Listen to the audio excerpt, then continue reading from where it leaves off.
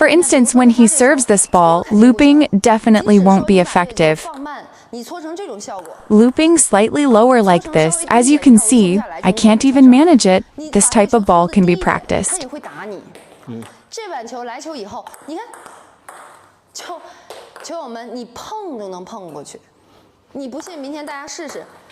Two key points. Don't pull your hand, push on the racket, slightly tilt the racket face, and your opponent will have to test you. Like this, present the racket face, tilt a bit more, add a hook, you see, right? Hey, yes, so why do we make mistakes? Is it due to incorrect movement and forced directions? Just present the racket face and it's out. It's not like it's below. Side spin. Our own actions result in mistakes. Let's all try a bit of spin. Everyone see.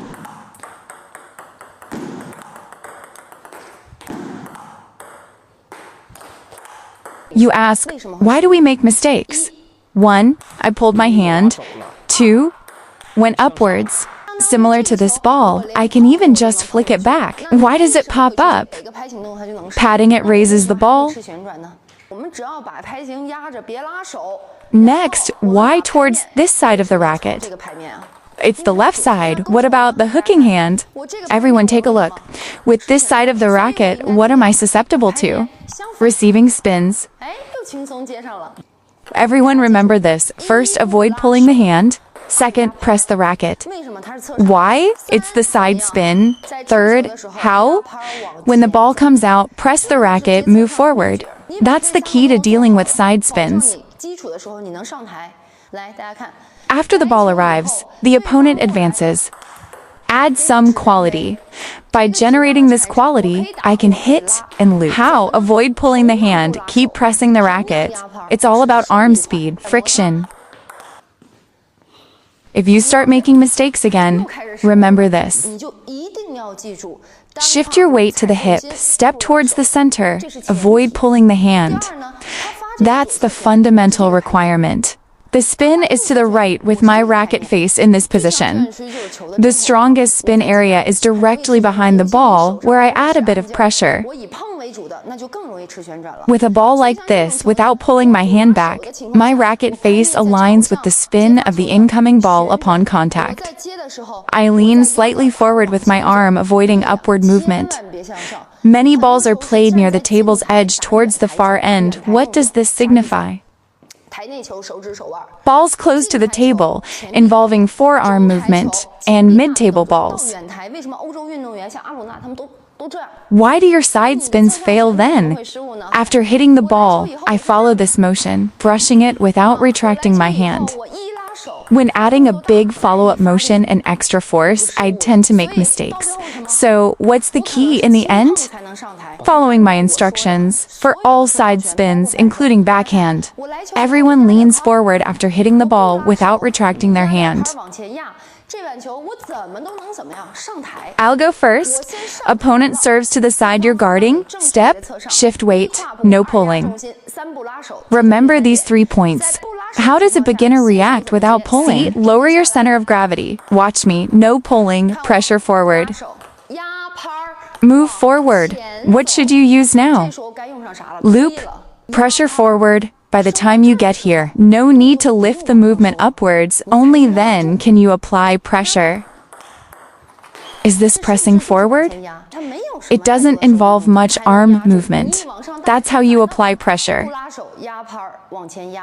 By the time you receive it, am I supposed to receive it here, forehand attack? Backhand too, my normal backhand up to here. No need to loop the arc with the arm again. The arc is flat. You can't create an arc anymore. Creating an arc, if the ball is floated by the opponent, you're likely to make a mistake in lifting the ball.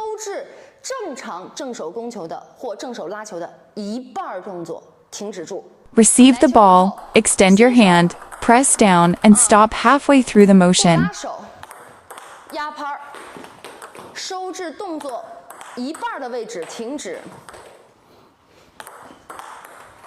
Both straight and diagonal shots are effective. When facing a left spin, angle the racket face slightly, not directly towards the table. Angle slightly to the left so that when countering the spin, This will help you feel more composed. Always play above the table, never below it. Press down, stop halfway through the regular attacking motion, then pause. Now, how can we add more power? Let me first explain how to generate power in your attacks. Keep your racket face steady when brushing the ball. For instance, swaying side to side or up and down like this is not permitted.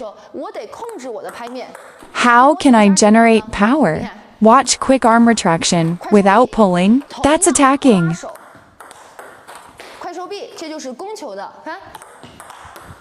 This speed is adequate. See, the ball's speed is increasing. When looping the ball, avoid reaching too far, like this.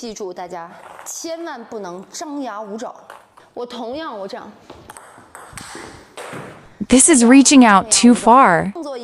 What should the movement be? Keep the racket compact. When the ball spins rapidly with sidespin, it's challenging to manage.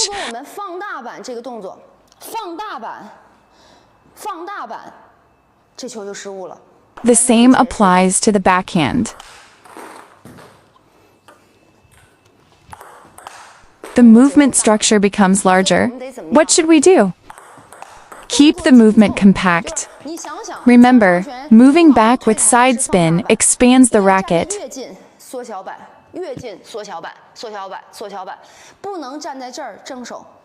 On the backhand side, it's more likely to go out. Everyone, observe how I increased the weight on this side spin. How's my form?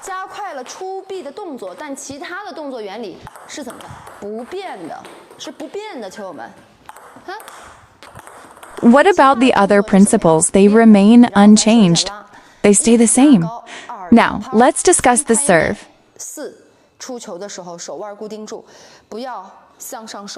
Stop, stop, stop. Avoid lifting halfway through. Just 1, 2, stop.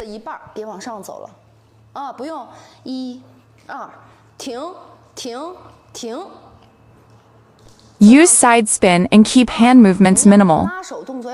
In the second step, the key is the side spin during the pulling motion, focusing on friction speed.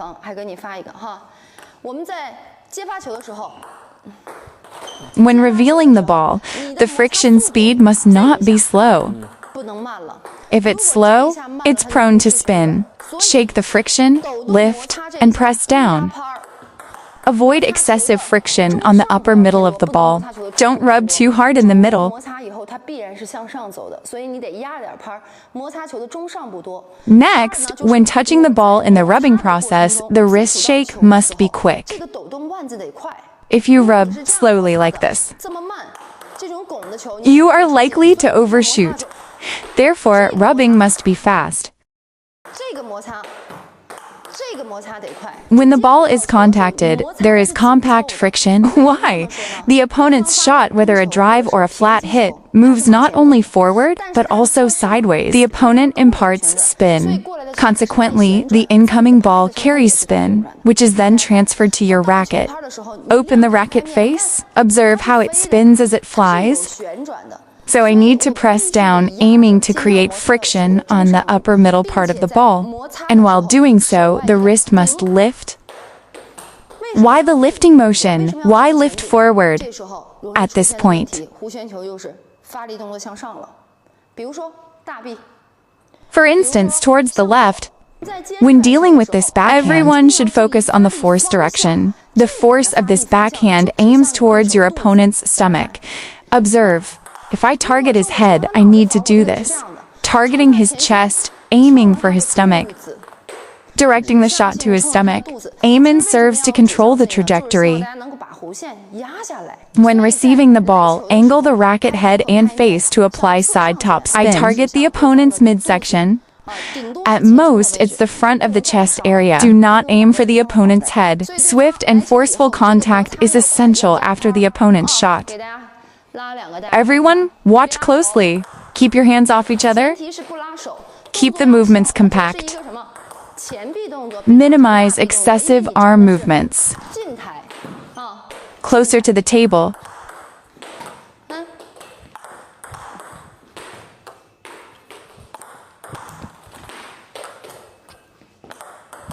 Prepare to receive the ball and block swiftly.